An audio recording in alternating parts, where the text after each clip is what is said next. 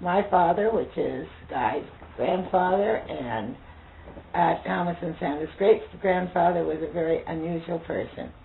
He was called judge because he served on the Pasadena courts for several years, and the favorite story about him, I was sitting with him at dinner with a friend at that time, and he had taken us out for dinner, and someone came along and said to Dad, "Hi, Judge, how are you?" And he said, "I don't know who the hell you are, but sit down." And this was very typical. He was open to everything. I'm trying to think of some interesting names. He used to take us all over my mother died when I was about 6, so he took us on summers all over wherever the meetings he was at. One point, he took us to San Francisco, or a couple times, the 3 of us kids. I probably was 7, my brother 9, and my sister 11.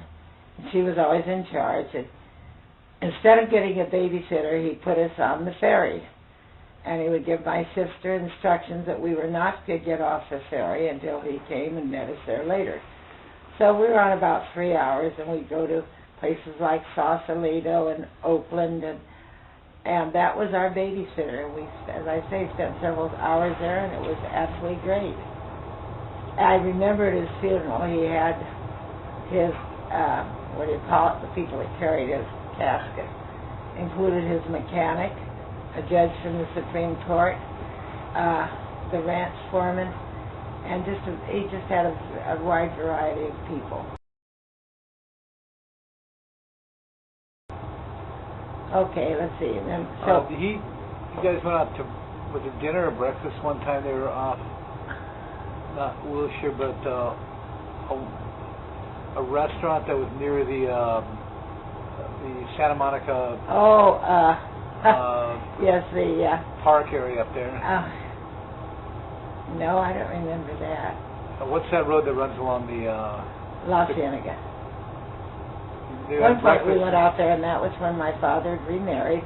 I think he was 60 at the time, and married a fantastic gal, Irene. And so he hadn't been feeling good. He'd had a cold, and he was feeling really obnoxious. But he took my sister and I don't think my brother was there, but he took us out for dinner at Larry's Steakhouse. So he walked into the restaurant. He saw a sign that said, "We do not accept personal checks." Didn't say anything about it. We sat down, had a very large dinner. In fact, no, I was with a boyfriend at the time. That's right, and my sister. Had a very large dinner, and when the check came, he pulled out his check book to write the check, and the waiter said, "We don't accept personal checks." And Dad said, "Well, I guess we're going to have to work it off." And Irene said she'd dry if he'd wash, and I said I'd put away and get the dishes ready. In the kitchen in the restaurant. In the kitchen of the restaurant. We said we'd do that. Well, anyway, at that point, the serving person went over, got the manager who came over, said, well, they guessed they'd take our check. At which point my father, we all said we didn't have any money, so at that point my father pulled out a few $100 bills, and he said, I wouldn't let my check go through this establishment. And he was in a much better humor after that. So in the summer he would take us up to ranch. We had a deer Lancaster. During the winter, for 2 years, we went to boarding school over in Azusa. My brother went to a boys' school, and Fred and I went to Azusa? Azusa. Where's that? Near Pasadena, Pomona. Oh, okay.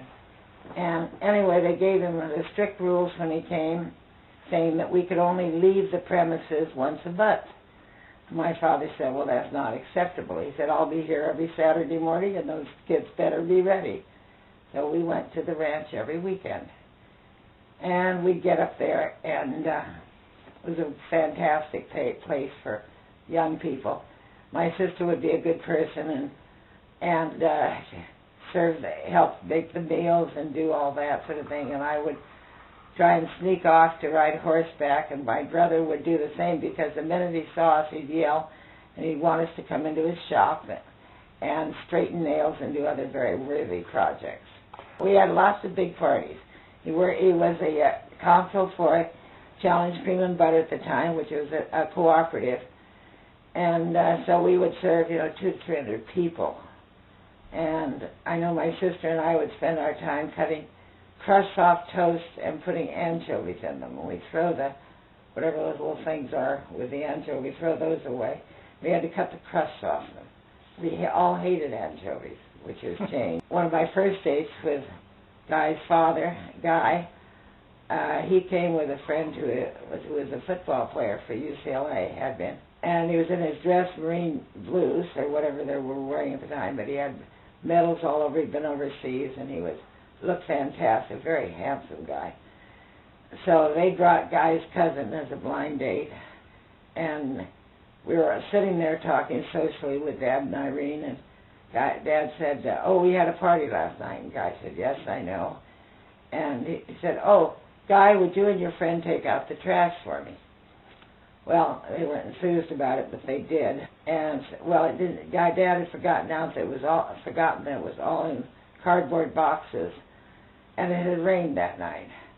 So they went out to get the trash, started carrying it out to the street, and the bottoms, of course, all fell out, and all this beans and whatever else, potatoes and all this junk we had, went all over them.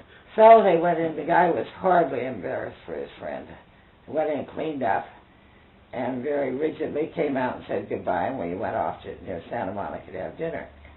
And Guy said, "I will never come to your house again unless your father apologizes." And I said, "Guy, my father does not apologize." Well, he said, that's the end of it. Well, I passed that on to my dad, and who liked Guy. He said, "Of course I'm sorry, I didn't realize it." And that ended that. One of the first date I had in Hollywood with your dad, Guy.